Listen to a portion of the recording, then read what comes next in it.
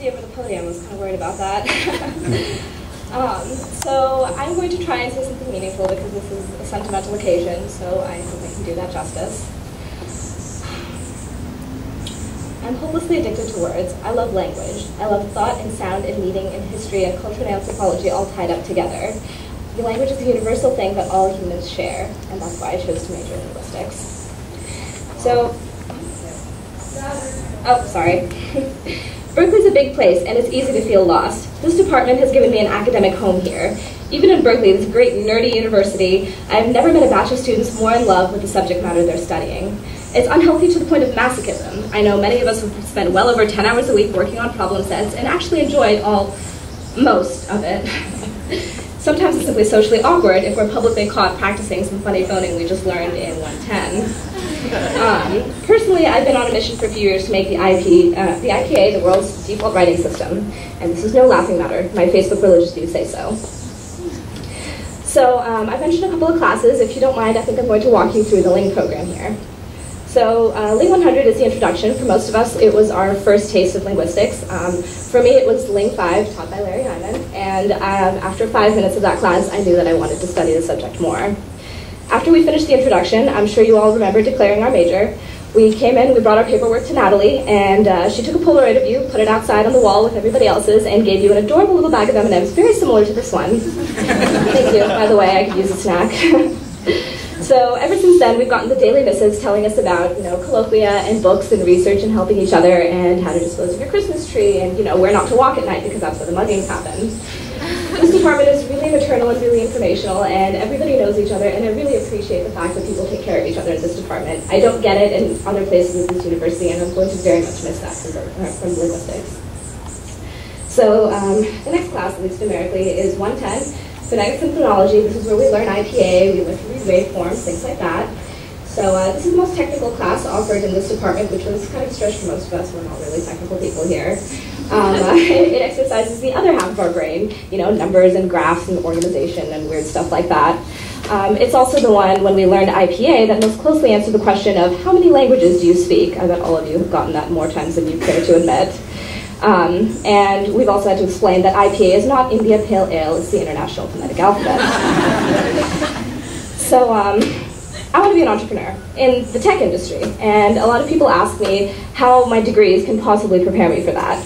So it's been a while, and I've had a lot of embarrassing fumbles and answers, but I think I've come up with a pretty compelling answer. So as 110 has taught us, linguistics is an analytical field. All of its subfields require logical thinking and process, and it strengthens those particular neural connections. It is a science. And like other sciences, it's not easy. You have to learn to deal with frustration. The last few years have required discipline, stamina, and effort that we've all had to put in order to make this work.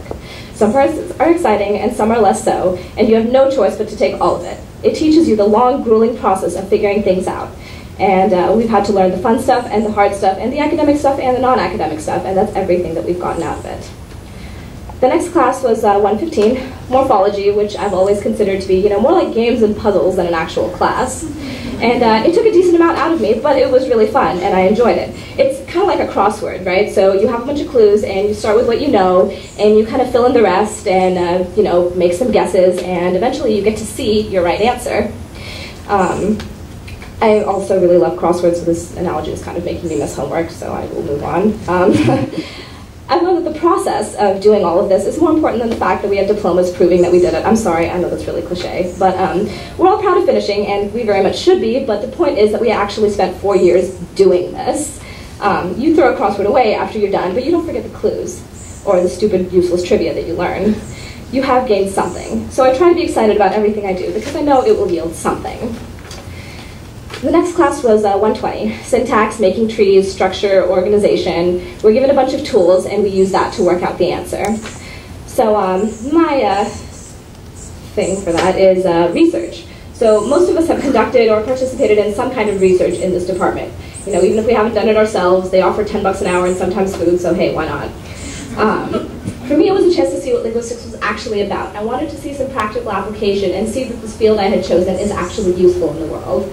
So I had this phase where I attempted to sign up as a subject for every department experiment going on, A, cash, B, but because it was useful, and I got to know a lot of the grad students that way. Sorry guys, I know I asked you guys a lot of questions, and you humored me, thank you. So thanks to that and some of the research I've done myself, I've learned that people will actually pay you for knowing linguistics. I have held 2 separate jobs that have actually paid me real money because I know linguistics. So I consider that an achievement. The stuff I've taken part in or learned about is going to be used for everything from hearing aids and speech therapy to organizing information on the web to artificial intelligence and speech recognition. And all of that is real and quantifiable and important, and much of it can only be done by linguists. All right, the last class is 130. It's historical linguistics, which is kind of like solving mysteries, figuring out how things happen, recreating reality, and it also helps us in predicting the future. This allows us to fully understand the possibility that elite speak might one day actually take over the world, and furthermore, to actually be okay with that. Like any historical discipline, linguistics has its elitist tendencies. We regard our knowledge very highly and can't wait to share it, like the time I told my friend, no, diphthong is not a stripper name.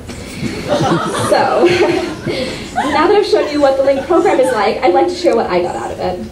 I want to preface this by saying that I was reading a lot of speeches to try and get some ideas, and everyone talks about failure and overcoming failure, and I think using the word failure in a speech is really not that inspiring, no matter how you spin it.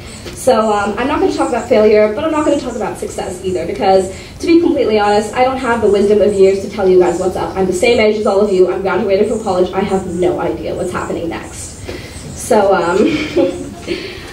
let's see, even the Dalai Lama had no idea. If a couple of you went to see him a few weeks ago, somebody asked him if he had any advice for 2009 graduates, and he said, no, not really. You have to find jobs, you have to find your partner. A lot of problems out there, I don't know. So I figured if he doesn't know, then I don't have to know either. So I've learned from Berkeley that you can't just expect to succeed. You're going to wonder about it, and you have to be okay with the wondering. You're doing things as best you can, and you should have a little bit of faith in yourself. There are always going to be skeptics that ask what you're doing, especially in a field like ours that nobody even understands from the outside. People will see that you're trying, and it will help you out along the way. You are charting your own unknown, and you need to prove yourself, but you're smart people, among other smart people, and I think that's a good place to start.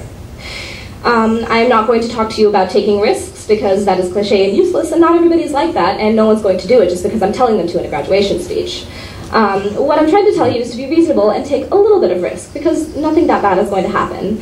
You need to figure that, whatever you want to do at the moment will get you where you want to be, or it might show you someplace new that you want to be, and therefore you shouldn't close yourself off from new possibilities. If I did that, I would have never discovered linguistics or technology or anything else I love, and I hope I can actually say that I'm going somewhere with this, so that will turn out okay. Doing what makes you happy now will at least make you happy now, if not later. And yeah, we're all here because we understand this, or at least we pretend to humor our friends that are graduating, but I nevertheless, try to impress upon you the importance and wonder of language. I would like to thank everyone, friends, family, faculty, for being here. Parents, you are the ones that got us here today. My parents, and I'm sure many of yours too, supported us pursuing a field that they knew nothing about, and they came to know and admire it as we did. Without all of your presence, the ceremoniousness and showing off would be entirely useless, so thank you for giving us the chance to do that. Thank you to all the friends I've made in the Ling department. You guys are the friendliest bunch of people I have met at Berkeley, and you are so inclusive and accepting, and I will miss that, because every day I go to class, I see faces that I have seen in class after class, and in a place as big as this, I think that's really valuable. I would like to thank whoever nominated me to speak, and all of you that voted for me. I have no idea why, but thank you very much. I'm glad I got the chance to do this. And I would like to thank the faculty. The Ling department is full of world-class faculty, and I feel like I've had maybe about half of you at this point, many of you multiple times, but there are a few that really formed my experience here. Larry Hyman, your Ling 5, is the first class I took here, and the reason I decided to major in linguistics. You also told me that yes, you are a freshman and you can do research, why not try to find some? And that led me to Keith Johnson, who gave me my first crack at research. He shoved me off onto his grad students, and Shira, if you're here, I'm really sorry about that. And Natalie, who's been here about as long as we have and knows every student by name, even if she's only met them once. And again, that provides a place in a university like Berkeley that I think is not met by any other department. Linguistics is a fascinating field to study, and I've had a lot of fun doing it, and I hope I get to incorporate this in my career in the future, because I will really miss it. I can only hope I did language justice today. Thank you.